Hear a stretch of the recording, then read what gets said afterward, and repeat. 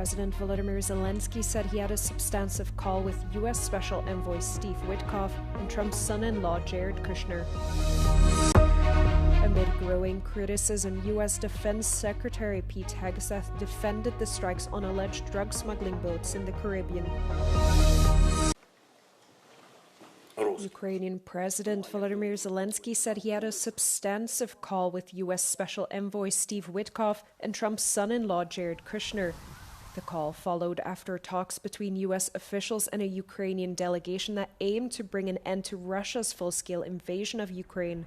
Zelensky added that Ukraine would continue to keep working in good faith with the U.S. and that the next steps and formats for the talks have been agreed on. Are you sure? Speaking in the U.S., the country's special envoy for Ukraine, Keith Kellogg, said a deal to end the war in Ukraine was very close.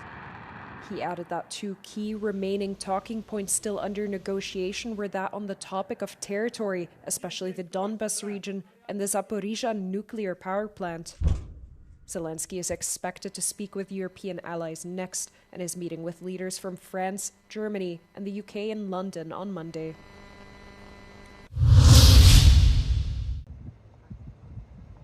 U.S. Defense Secretary Pete Hegseth defended the strikes on alleged drug smuggling boats in the Caribbean and emphasized that President Donald Trump can take military action as he sees fit to defend the nation. Here again, we've been focused, and here we've been clear. If you're working for a designated terrorist organization and you bring drugs to this country in a boat, we will find you and we will sink you.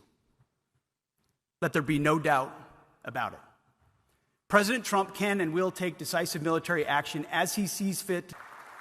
Hegseth has faced growing scrutiny over an attack in September in which U.S. forces launched a follow-up strike that killed survivors of an initial hit on a suspected drug vessel. The incident raised concerns over the legality and oversight of the operation. Hegseth says he had not been present when the second strike was ordered, but defended the decision, saying he would have made the same call himself.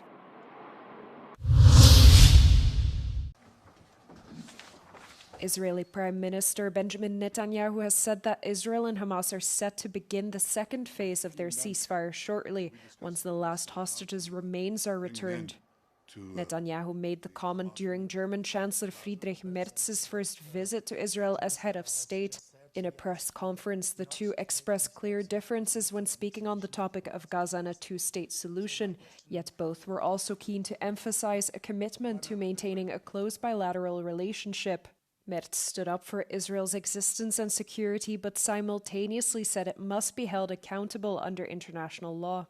Im Verlaufe dieses langen Krieges hat uns aber das Vorgehen der israelischen Regierung auch in ein gewisses Dilemma geführt. Deutschland muss für Israels Sicherheit einstehen.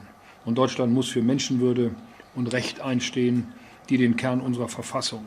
Merz said the second phase of the peace process must begin soon and said a Palestinian state as part of a two-state solution is the way forward towards lasting peace.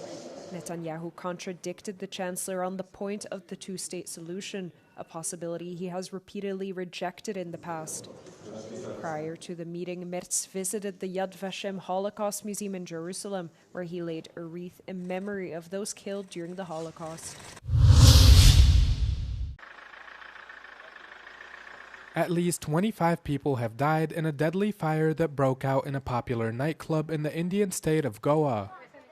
The club is located in the northern village of Arpora, around 25 kilometers away from the state's capital, Panaji.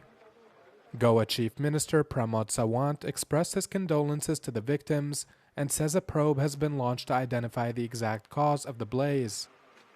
He noted that most of those killed were kitchen staff who worked at the venue, adding that 3 to 4 tourists are also believed to have lost their lives.